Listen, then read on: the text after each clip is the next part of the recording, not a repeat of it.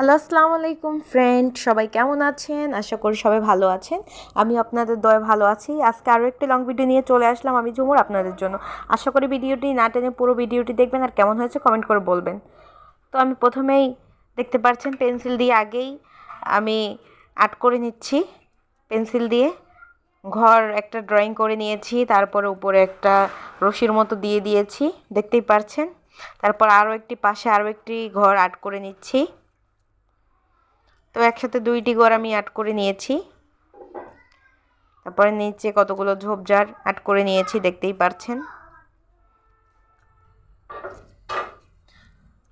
তো আমি কালো রং করে দিচ্ছি প্রথমেই। কালো রংটা দিলে সবুজ কালারগুলো করলে একটু ভালোই ফুটে ওঠে, তাই আমি একটু কালো করে নিচ্ছি।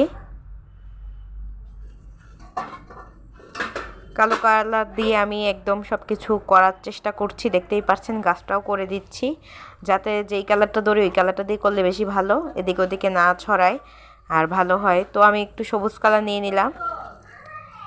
এই সবুজ কালারটা দিয়ে করতে কিন্তু আলাদাই ভালো লাগে। এটা দেখেন একটু আলাদাই কালারটা, খুবই সুন্দর। তো আমি ভাবলাম প্রতিদিন তো এক এক রকম কালার দিয়েই করি, আজকে এই সবুজটা দিয়ে করি, এই কালারটা অনেক সুন্দর।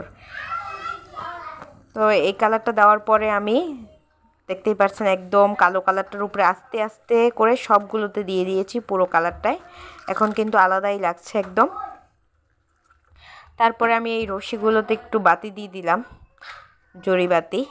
তো এগুলো তো সবাই আমরা চিনি, এই বাতিগুলো কত সুন্দর। আর ঘরটাকে আমি হলুদ কালার করে দিয়েছি। এই রং করাটা আমি একটু বেশি বড় করব না, এটা হালকাভাবে আপনাদের সাথে শেয়ার করছি, বেশি লং না, শর্টের মধ্যেই। তো আমাদের তো সবারই, আমরা সবাই বিজি থাকি, ব্যস্ত মানুষ, তাই শর্ট ভিডিওতেই দিয়ে দিলাম আপনাদের জন্য।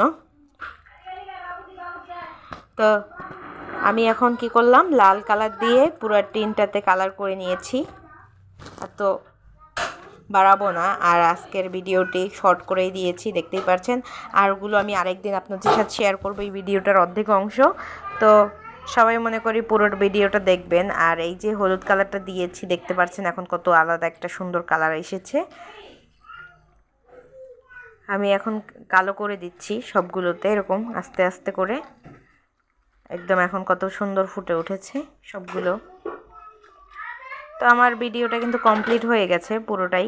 এখন ইট দিলে যেরকম থাকে এরকম করে দিয়ে দিলাম ঘরের টিনটা। এখন কিন্তু অনেক সুন্দর লাগতেছে, দেখতেই পাচ্ছেন।